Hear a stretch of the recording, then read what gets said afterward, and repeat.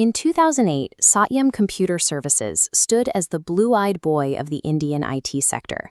They managed a workforce of 15,500 employees, served 185 Fortune 500 clients, and had recently been awarded the Golden Peacock for excellence in corporate governance. The visionary architect behind this global empire was its founder, Ramalinga Raju. Within months of receiving that award, the graph representing Satyam's market value was wiped out. The stock price crashed from over 500 rupees a share to just 11 rupees and 80 paise, erasing 98% of investor capital in days. The celebrated governance was a sham. The founder was arrested, admitting to a 14,000 crore rupee web of lies that had been growing for years. How does a company fake an entire tech empire right under the noses of the world's most sophisticated auditors and investors? The answer lies in how a single bookkeeping error can snowball into a 14,000 crore rupee trap. Satyam's rise coincided with the late 1990s IT boom. As the global Y2K scare created a massive demand for software fixes, Satyam used the opportunity to secure the outsourcing contracts that fueled their initial legitimate growth. When the dot-com bubble burst, the industry's growth slowed. For Raju, this presented a problem. The high expectations of the market were now out of sync with his company's actual performance.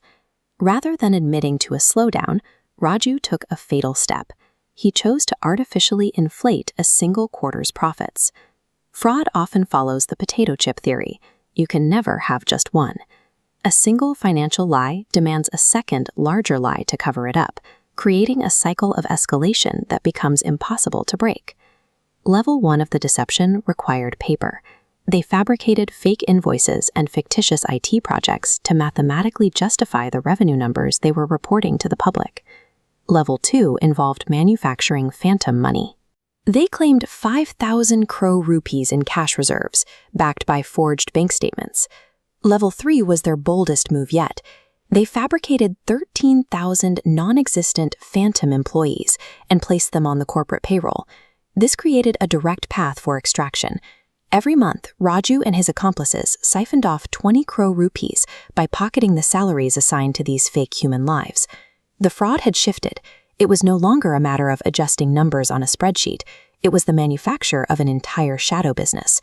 That stolen capital had to go somewhere.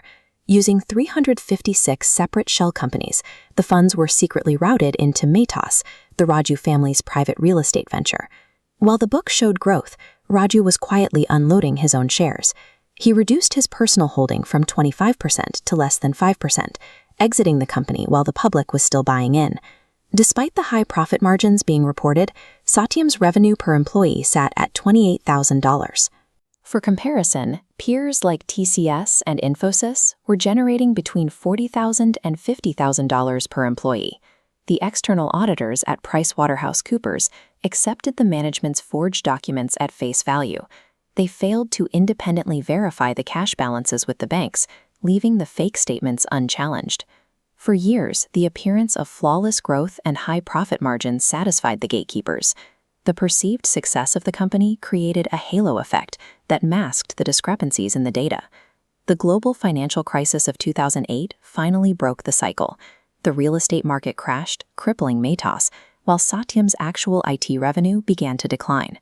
Trapped by a 5,000 crore rupee hole that no longer had a cover, Raju attempted a final gamble.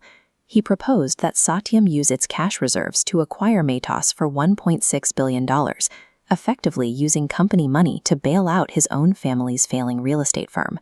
The move backfired immediately. Independent directors recognized the conflict of interest and threatened to resign, forcing the deal to be canceled and leaving Raju with no remaining exits. On January 7, 2009, Raju sent a confession letter to the board. He admitted to the years of fraud, famously comparing the experience to riding a tiger, not knowing how to get off without being eaten. The desperate attempt to legitimize the missing money through a corporate acquisition was the final act that exposed the entire illusion. The fallout was swift. The government intervened, Raju was arrested, and the remains of the company were eventually sold to Tech Mahindra for a fraction of its former value. The damage reached far beyond the boardroom. Thousands of retail investors saw their savings vanish, and global trust in the Indian IT sector took years to recover. Investing experts often point to Warren Buffett's cockroach rule. If you find one anomaly in a company's financials, it is rarely alone. There is almost always a deeper infestation waiting to be found. In the stock market, data must always be weighed against common sense. Once a fundamentally flawed system finally shatters, the retail investor